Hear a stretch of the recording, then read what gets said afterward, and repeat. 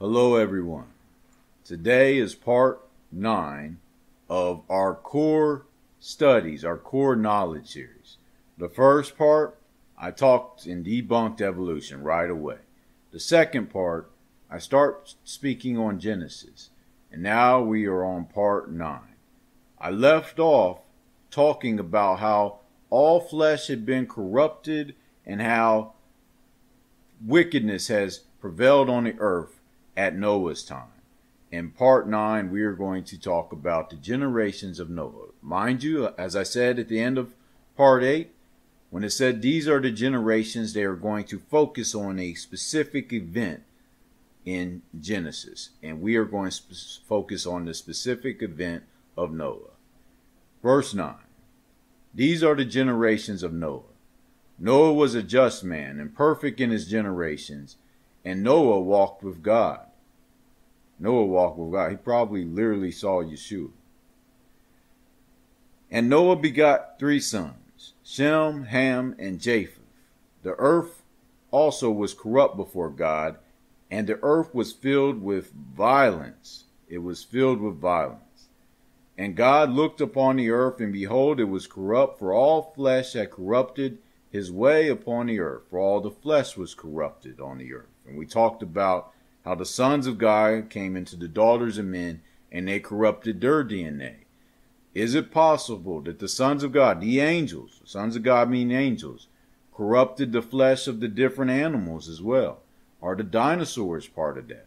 These are things that went extinct at the flood event. Is it possible? And Noah begat 3 sons, Shem, Ham, and Japheth.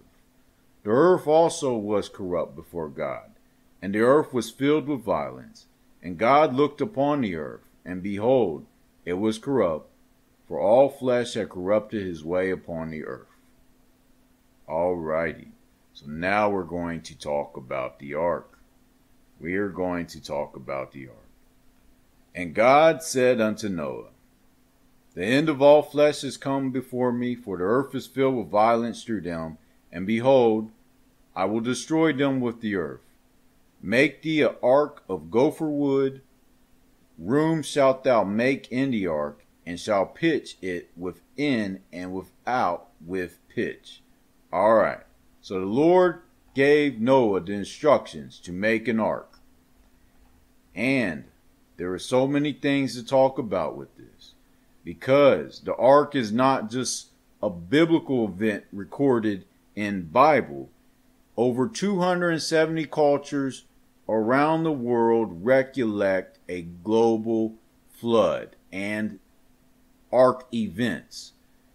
As Dr. Duane Geese says in Dinosaurs by Design, says there are more than 270 stories from different cultures around the world about a devastating flood. This chart shows the similarities that similar myths have with the Genesis account of Noah's flood. Although there are varying degrees of accuracy, these legends and stories all contain similarities to aspects of the same historical event, Noah's flood. So let's look at this. And this is not all the 270 plus. This is just some specific ones where look at where it talks about universal destruction. You have Assyria and Babylonia 1, Assyria, Babylonia 2 talk about it. Persia, Syria, Asia Minor, Greece, Egypt, Italy, Lithuania, Russia, China, India, Crete, Cherokee, where else? Aztec, Peru, Leeward Islands, Fiji Islands, Hawaii. All these guys talk about a universal destruction. Destruction by water. Nearly all those ones that I just mentioned talk about it. Egypt partially talks about it. So yes, there was a global event, a global flood that does occur, that did occur. And we see it in all our geologic sorting and the way that the Grand Canyon was carved out. We see it in so many things. Look at verse a day number 34 and 35. It does. I show you where people think the Grand Canyon was a slow little river going down this little thing to carve this giant canyon. No, it was a massive water breakaway after the flood receded. The world shows signs of massive water breakaways all over. It shows sorting of different rocks and elements that were done by hydro sorting.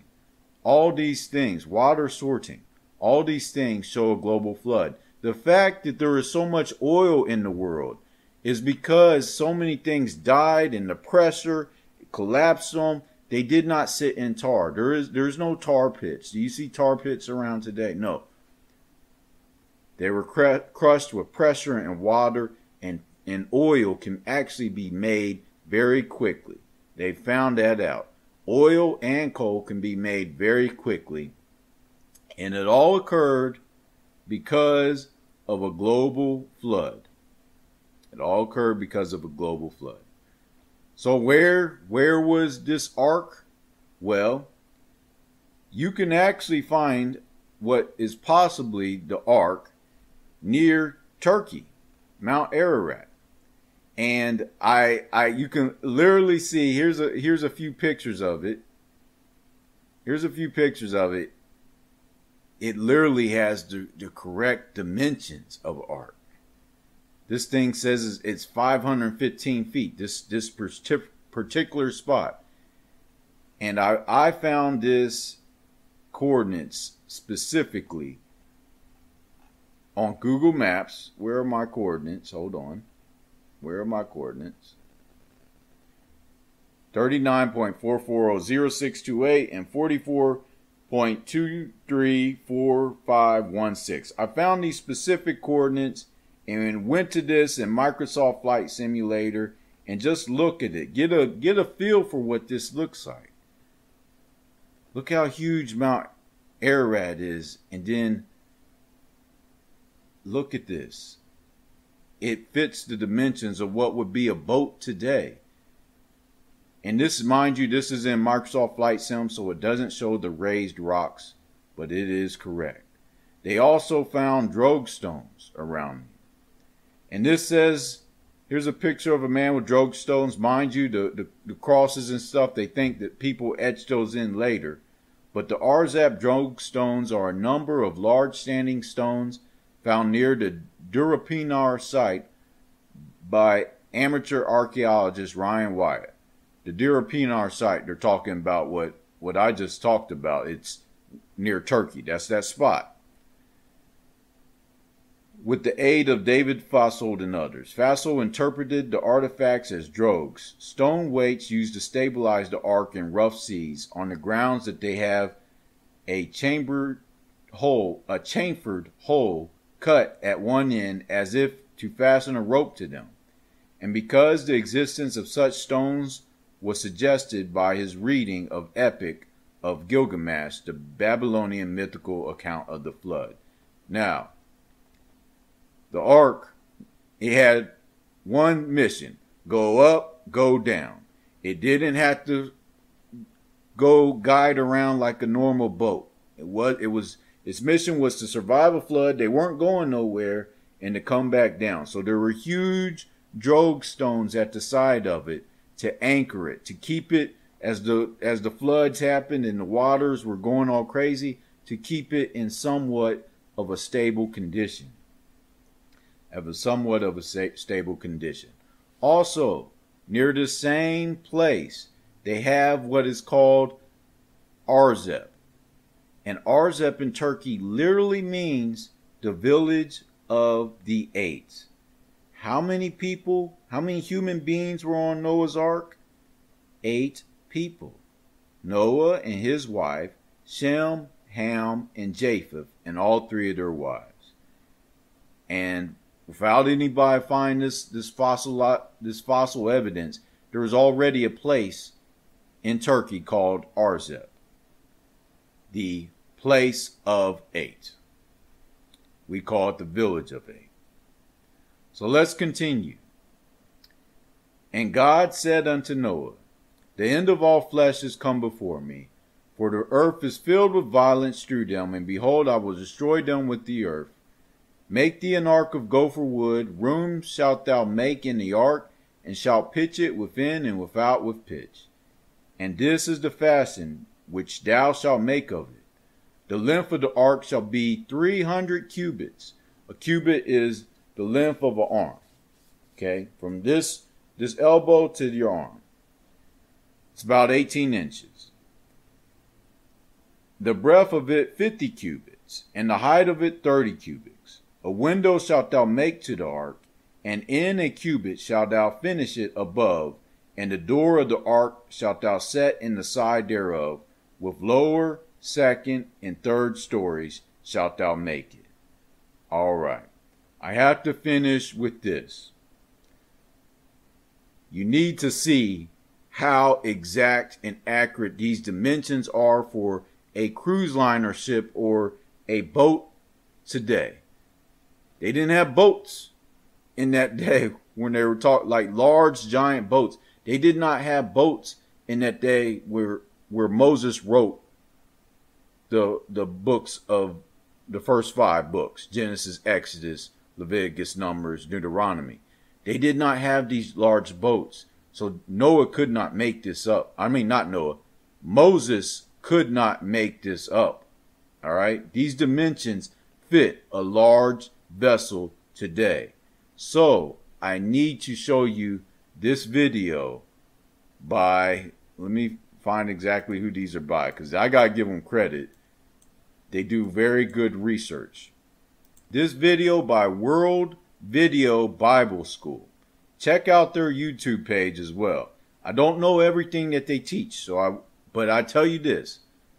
This video on the ark is pretty incredible. It shows the dimensions. It shows how it matches up with boats today. And I think it's very important. So I'm going to pray now and go ahead and show you this video. Dear Heavenly Father, please give them good understanding. May many be saved. May they see your evidences in this. Here we go. Watch the video. I'll talk to you tomorrow.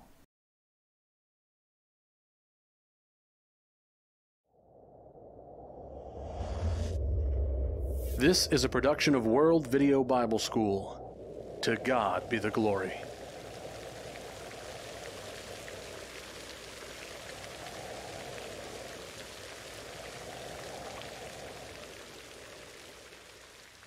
When you think about the reality of Noah's Ark, you might have questions about its size, its construction, or its cargo.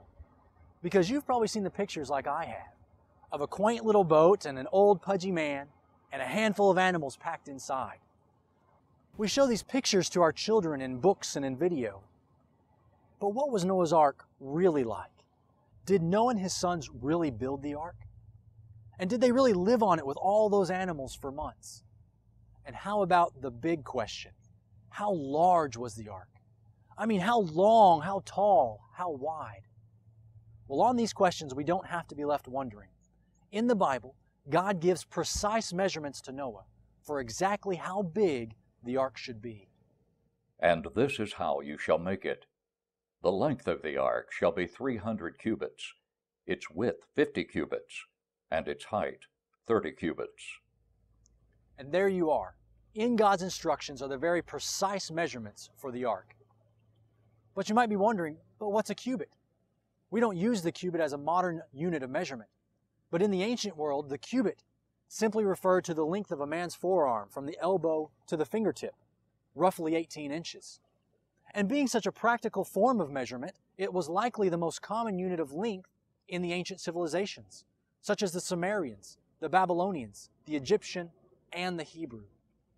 Now, with the understanding that 1 cubit is 18 inches, or 1.5 feet, how big was the ark? In order to help us visualize what these dimensions mean, I am standing here next to the only full-scale, floating, modern-day replica of Noah's Ark, built based on the Bible specifications.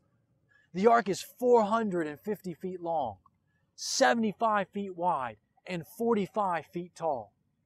Inside there are 3 decks. Each deck has over 30,000 square feet, which means that the ark has a total of over 100,000 square feet. Its volume is equivalent to 1.5 million cubic feet, or approximately 17 Olympic-sized swimming pools. Now, while some of the specific construction details of this modern replica may be different from the actual ark that Noah built, What this modern-day representation does provide is an astounding perspective of the actual dimensions and scale of Noah's Ark. Let's take this monumental structure and explore its size. Let's first try to put the Ark's length, 450 feet, in perspective. A convenient comparison is to think about some popular modern sporting venues. Take, for example, an American football field. The length of the Ark is equivalent to the length of 1 1/4 of these fields, measuring from goalpost to goalpost. Or if you're a baseball fan, sitting in Yankee Stadium in New York, on the front row behind home plate, the 450-foot Ark very nearly matches the distance from your seat to the farthest wall out in center field. Or maybe cricket is your game, and you're watching a test match from the grandstand at the historic Lord's Cricket Grounds in St. John's Wood, London. The Ark would fill the length across the widest portion of the field. Let's consider the Ark's length compared to some famous historical structures across the world. Imagine the Ark being stood on its end in a vertical fashion, and let's compare it first to the famous Leaning Tower of Pisa in Italy. Completed in the 14th century AD, it stands 183 feet tall and has a diameter of 49 feet. If we now move to the country of China and the Liaodi Pagoda, completed in the 11th century AD, this pagoda stands 276 feet tall. Made of brick and stone, it is the tallest existing pre-modern pagoda in China.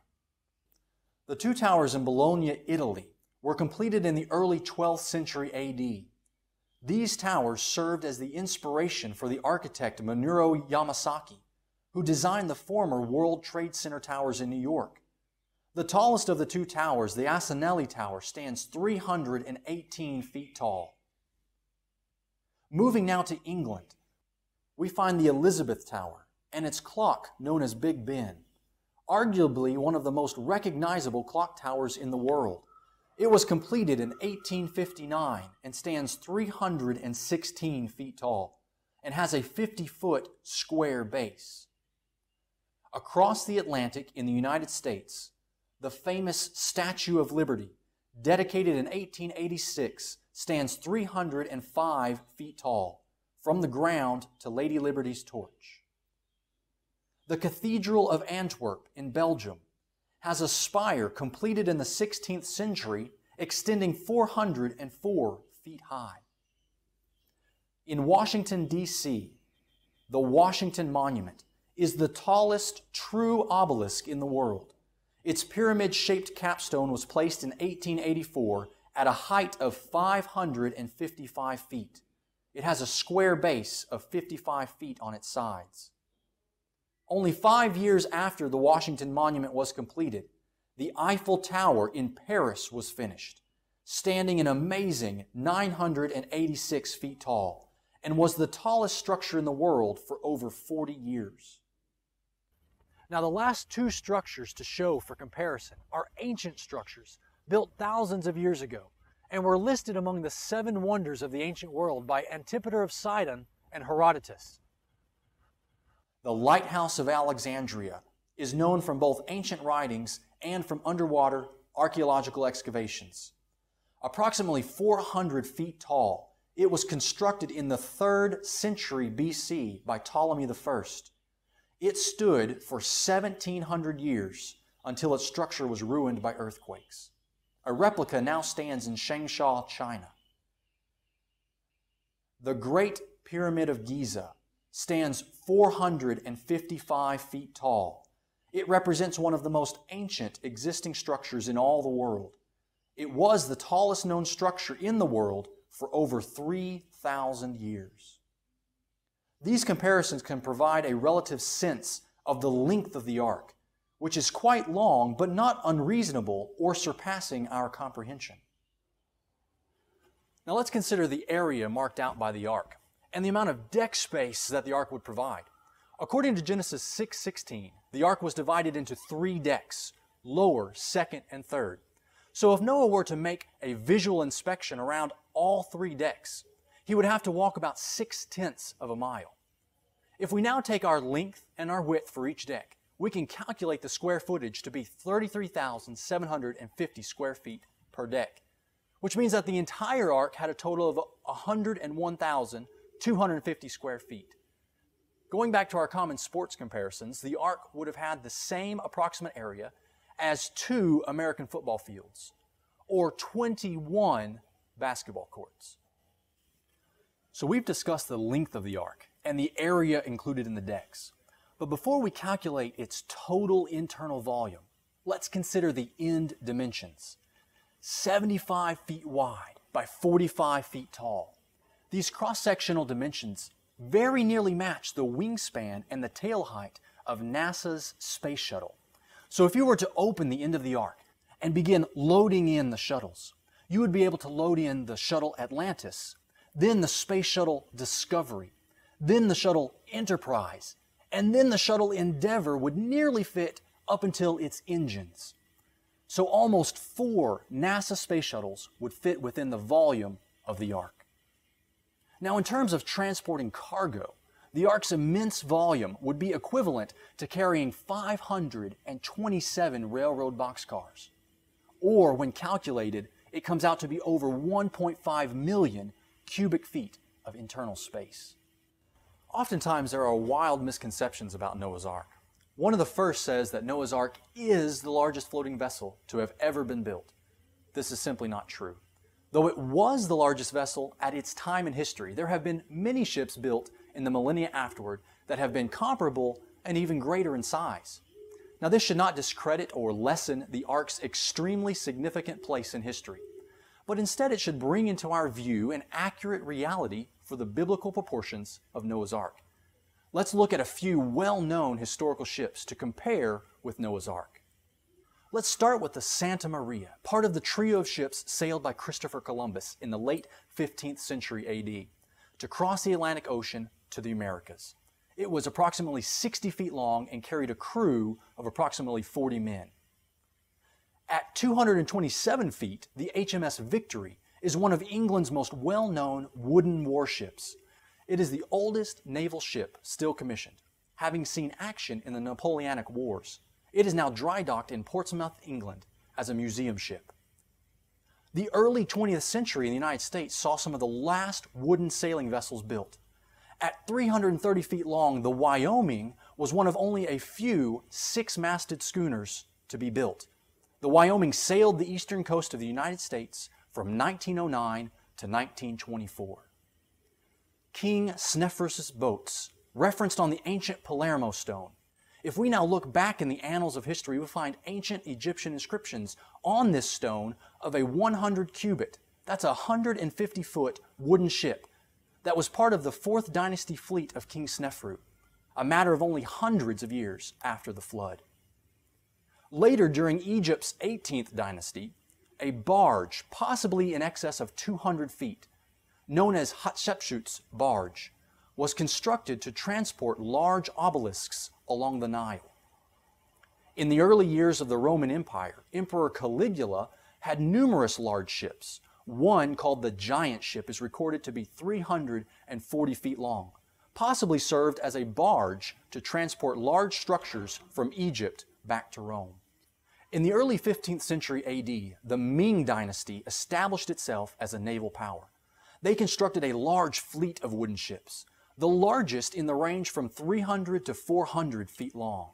The ships were known as treasure ships and were used on numerous voyages to enhance the Ming's tributary system. The Zahir I is a modern vessel designed as a livestock carrier. At 393 feet long and 69 feet wide, its deck space is only slightly less than Noah's Ark, and it is currently sailing the oceans, carrying thousands of animals between the international markets of Australia, South America, Middle East, and others. In particular, skeptics of the Ark have pointed specifically to the Wyoming schooner as representing the upper limit to the size of a wooden vessel. However, this criticism fails on 2 levels. First, there are documented historical wooden vessels at and surpassing the 300-foot limit. Secondly, the Wyoming schooner sailed and performed its duties for over 14 years, while the Ark only needed to operate for 1 year's time. Now, in the last 150 years, Advancements in the construction of metal ships and ocean liners has seen the production of enormous vessels like the Great Eastern, the Titanic, the Queen Mary, and any number of modern-day cruise ships. These ships have become essentially floating cities with thousands of travelers, crew, and a multitude of onboard destinations. However, in terms of wooden ships, the Ark does rank among the largest in history. This has led some to claim that even though the Ark's size is not unreasonable, it was still too advanced a vessel for Noah to build, because he would have needed understanding of physics, calculus, structural analysis, and naval engineering to have designed and built such a vessel. This perspective, however, suffers from several misconceptions. First, it assumes that Noah himself was the originator for the Ark's scale and design. But according to the Bible, this is not the case. It was God who initiated and conveyed the Ark's plans. Noah was given divine direction and instruction and then expected to contribute his labor in carrying out the task. Second, there is often an overarching misunderstanding that says, well, hasn't man had a long evolutionary history with a gradual growth of both intellectual and physical capacities? This concept of a gradual evolutionary ascent for man is contrary to the biblical concept of man's origin, and it unnecessarily confuses the actual time frame for the early accounts of Genesis. The accounts of Adam and Eve, Cain and Abel, Enoch, Methuselah, and Noah were not tens of thousands of years ago, let alone millions. Noah did not live at a time of club-carrying, cave-dwelling Stone Age men who lacked the abilities of fire, agriculture, or linguistics. According to the Bible's account of creation, mankind was created and endowed with reasonable faculties, including communication, socialization, critical thinking, and ingenuity. So in what time period did Noah live? Well, let's consider a basic historical timeline to give us a context. Based on both biblical and secular history, the time from today back to the life of Jesus is approximately 2,000 years. From the time of Jesus in the 1st century AD back to the patriarch Abraham is again about 2,000 years, based on the genealogies of New Testament and the corroboration of secular history. Now, from Abraham back to Noah and the Ark can be approximated to be on the order of hundreds of years. And from Noah back to the first created couple, Adam and Eve, was a little over 1,600 years. Thus, we can see that the timeline of the flood and Noah's life was between 4,000 to 5,000 years ago. In secular history terms, the general description for this time period, 4,000 to 5,000 years, is the Bronze Age, which gains this name from the copper and bronze tools that were being used.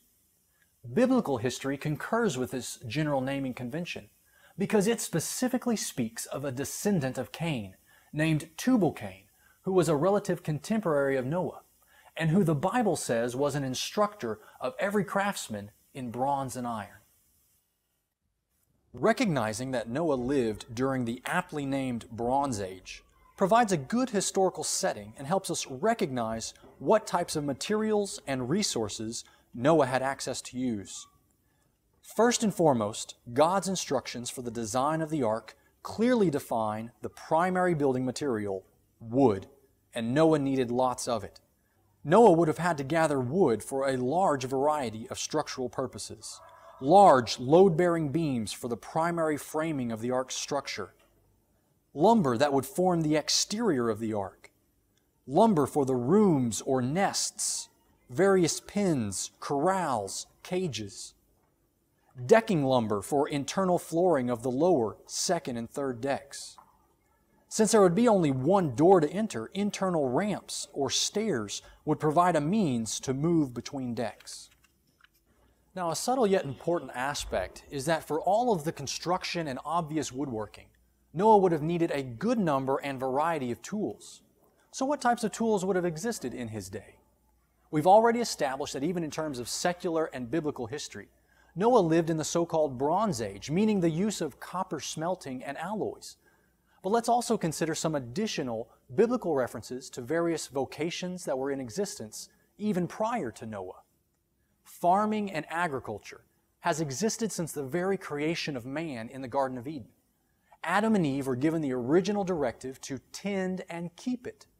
And after their sin and subsequent removal from the garden, Adam was to till the ground. Reasonably then, Adam's oldest son, Cain, was also called a tiller of the ground. What this means is that prior to Noah, for over 1,000 years, mankind had worked, tilled, and cultivated crops. Though we don't know specifics, 1,000 years is a long time to develop processes and tools to carry out your trade. We also see within the first family the vocation of cattle raising and shepherding. Adam's second son, Abel, was described as a keeper of sheep, and we find him in Genesis 4 bringing the first fruits of his flocks as a sacrifice to God. We know the skill of tending flocks and raising cattle continued throughout subsequent generations because we read of Cain's descendant, Jabal, being described as the father of those who dwell in tents and have livestock. Jabal had two other brothers, Jubal and Tubal-Cain, who provided for us a glimpse of some other unique and skilled vocations. The Bible describes Jubal as the father of all those who play the harp and flute. The production of musical instruments, such as stringed instruments and wind instruments, requires precision, both in craftsmanship and tooling. The Bible describes Tubal-Cain as an instructor of every craftsman in bronze and iron. Metalworking and blacksmithing represent very important and applicable trades to the construction efforts in which Noah would be engaging. Considering Noah's historical context and these various occupations that are known to have existed, it's reasonable to consider that Noah had many potential metal tools and implements at his disposal. Likely heavy tools like axes, hammers, mallets, pry bars, and maybe some forms of wood-cutting saws. Considering the reference to musical instruments like harps and flutes, there may have been light-duty tools like punches, chisels, or clamps. Though the primary structure of the ark was wood, various metal fasteners might have been used by carpenters and woodworkers, such as nails and spikes, strappings and bracings. One final comparison to consider that provides great insight into the potential capabilities that existed during the Bronze Age, and for mankind's ingenuity in general, is the Great Pyramid of Giza. As the only surviving member of the original 7 wonders of the ancient world, the Great Pyramid stands as an amazing example of mankind's capabilities. Though it was not the very first pyramid built, the Great Pyramid is one of the earlier known and represents a man-made structure completed within a span of only hundreds to 1,000 years after the time of the flood. Having the plans, the materials, and the tools is sufficient to start a task, but some question whether Noah had the time or ability to complete the ark. If we look back for one moment to our discussion of the Great Pyramid of Giza, its massive stone structure actually encompasses a volume over 50 times that of the ark. It's estimated that there are approximately 2.3 million stone blocks, each weighing an average of 2.5 tons. The blocks were cut and transported from numerous quarries, some nearby and some many miles away. They were then moved, raised, and precisely installed into place. When we consider the ark, the wood composition would have been far easier to gather, cut, and install than the stone blocks of the pyramid. Although the specific details of Noah's day-to-day construction are not recorded for us in the Bible, it does describe the general requirements given to Noah and the final results of the ark saving all that was on board. Thus Noah did, according to all that God commanded him, so he did. For the construction, there are numerous reasonable options that would have aided Noah. First, the time frame. Noah had to complete the task is usually referred to as being in the range of 100 years. We gauge this from Noah being 500 years old when he and his wife began to have their sons in Genesis chapter 5. And then the flood came when he was 600 years old in Genesis chapter 7. And 100 years is a long time to work on any project. Second, could Noah have had help? Since Noah, his wife, his 3 sons, and their wives were all ultimately saved on the ark, it's usually understood that they were all involved in the preparation process. But in addition, Noah's father, Lamech, and grandfather, Methuselah, were alive until just prior to the time of the flood, and each of these patriarchs had other sons and daughters. Could Noah's father, grandfather, uncles, or other family have helped? Or could Noah have hired laborers, even skilled laborers from nearby communities and cities? Potentially. Third, in regards to even gathering the materials, the known vocations of farming, shepherding, and blacksmithing probably depended on other existing trades and services like marketplaces to sell and trade goods, woodworking and carpentry, mining of ores for smelting. Even during Cain's life, we read of him building a city and calling it after his son Enoch. Could Noah have purchased, traded, or bartered for needed lumber and materials? Assuming a 10-hour workday, there are over 3,650 working hours per year, which means that Noah had 365,000 working hours in his 100-year time span.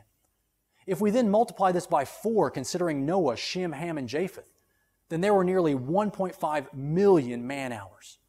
If we add Noah's wife and the wives of his sons, then there were over 2.5 million working hours to gather materials, construct, and prepare the internal dwellings. This modern-day replica of Noah's Ark was built within 20,000 man-hours. Of course, there were many modern-day technologies and resources utilized, but Noah had 125 times this amount of time, only accounting for the time his family would contribute. The Bible's account of the structure and size of Noah's Ark places it as a perfectly sufficient vessel for its unique task. Its massive size has established its important purpose throughout history. Yet in the context of various historical structures and boats, the Ark's dimensions are not unreasonable to have been completed using the materials God instructed, in the time God provided, with the resources Noah had available.